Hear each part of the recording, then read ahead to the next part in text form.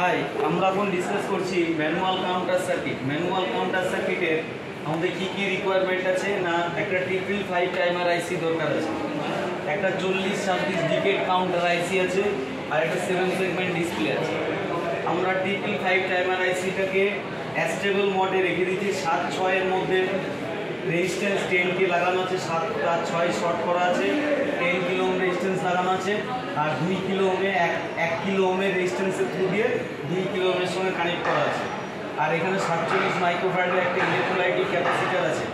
এখান থেকে যদি আমরা 2 নম্বর পিনে এখানে পুশ টু মেক সুইচ একটা কানেক্ট করা আছে। এই পুশ টু মেক সুইচটা যখন অন করা হবে তখন এই 2 নম্বর পিনটা 0 ভোল্টেজ পাবে, এবং 2 নম্বর পিনটা যখনই লো ভোল্টেজ পাবে তখন এই 555 টাইমার আইসি 3 নম্বর পিনটা হাই কন্ডিশন আসবে।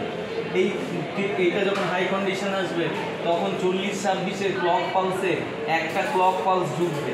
ক্লক পালস ঢোকার অর্থ লো থেকে হাই হওয়া, অর্থাৎ ট্রানজিশান হচ্ছে ভোল্টেজের, লো ভোল্টেজের থেকে হাই ভোল্টেজে যাচ্ছে। সেই সময় যখনই এখানে আমরা push to make switch on করছি তখনই 2 নম্বর পিনে লো ভোল্টেজ আসছে। 2 নম্বর পিনে যখনই লো ভোল্টেজ আসছে তখনই 3 নম্বর পিনে লো ভোল্টেজের থেকে হাই ভোল্টেজে যাচ্ছে। সেই সময় 40-26-এ একটা ক্লক পালস ঢুকছে, এবং 40-26 হচ্ছে ডিকেট কাউন্টার। এটা 0 থেকে 9 পর্যন্ত কাউন্ট করে।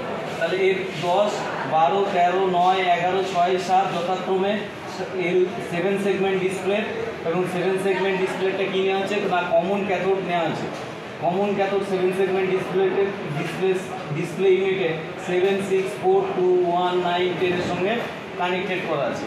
তার ফলে এখানে যতবার আমরা পুশ টু মেক সুইচে অন করব ততগুলো পালস ঢুকবে, এবং ততগুলো অনুসারে 1, 2, 3, 4 আমরা এইভাবে দেখতে পাবো যে কতগুলো আমরা এখানে পুশ টু মেক সুইচে কানেক্ট হয়েছে। এটাই হলো ম্যানুয়াল কাউন্টার সার্কিট। আমরা এর পরবর্তী স্টেজে যেটা প্র্যাকটিক্যাল সার্কিট আছে সেই প্র্যাকটিক্যাল সার্কিটে আমরা আউটপুট দেখার চেষ্টা করি। এখানে CD 40-26 নেওয়া আছে, এখানে 555 টাইমার আইসি নেওয়া আছে, 555 একটা টাইমার আইসি নেওয়া আছে, এখানে একটা 40-26 আইসি নেওয়া আছে, এবং 40-26-এর সঙ্গে কমন ক্যাথোড 7 সেগমেন্ট ডিসপ্লে একটা যুক্ত করা আছে, এবং অ্যাজ পার সার্কিট অনুযায়ী আমাদের এগুলো কানেক্ট করা আছে।